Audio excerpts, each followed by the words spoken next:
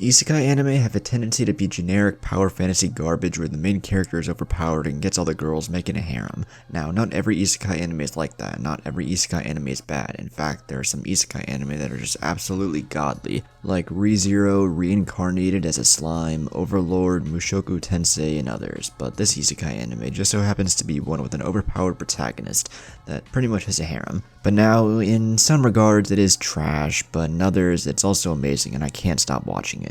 The anime in question is The Eminence in Shadow. But before that, what's up guys, Storm back here with another video, and if you're liking the content you see, be sure to subscribe, like, and comment. And if you want some dope channel merch links, that'll be down in the description below, and if you just want to follow the socials, all of that will be down in the description as well. But why don't we just get back right on in.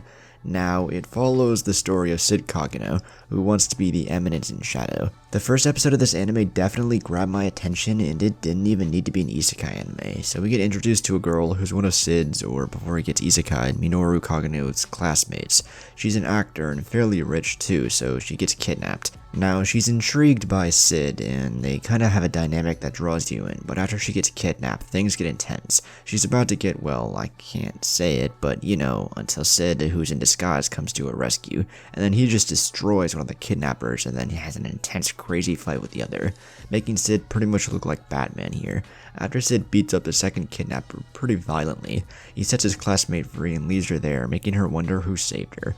And then the episode ends with this classmate seeing a news broadcast that Sid died. Now, as the series continues, we find out how Sid died. So I love Sid as a character, he's just funny as hell. He wants to be the strongest, and as he's training and fantasizing about this, he steps out onto the street, and then the isekai menace we all know and love, Truck-kun, ends him, and Sid is isekai'd. And he's added to Truck-kun's list of fatalities. Once Sid is isekai'd, he's born into a lower noble household, but as he grows up, Sid becomes an absolute powerhouse. He becomes a master using magic, and by the time he's like 10, this man is already the strongest in that world, and he's picking fights with bandits, just casually murking people. Then he finds this ugly flesh monster, and he takes it to experiment on it, and in true isekai fashion, after a while, it turns into a waifu he names Alpha. But this is where the series and Sid draws you in. This man has to come up with something, so he comes up with a cult that's trying to resurrect an ancient demon named Diablo, and that Alpha and others like her are the descendants or reincarnations of the heroes that stopped the ancient demon in the past. Of course, Alpha believes all of this, and her along with Sid, who's just pretending to play along, form an organization called Shadow Garden with other waifus like Alpha that they find as time passes.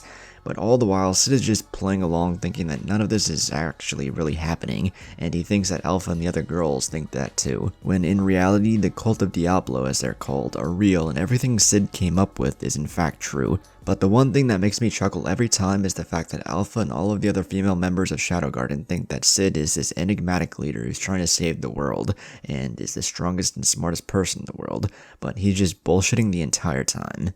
As the series progresses, Sid strives to be the Eminence in Shadow so much that he pretends to be a weak and simple background character, when in fact he's the strongest in the world. Even when he starts at the Magic Academy, he keeps this masquerade up, and the lengths this man will go to in order to keep the facade up has me dying every time.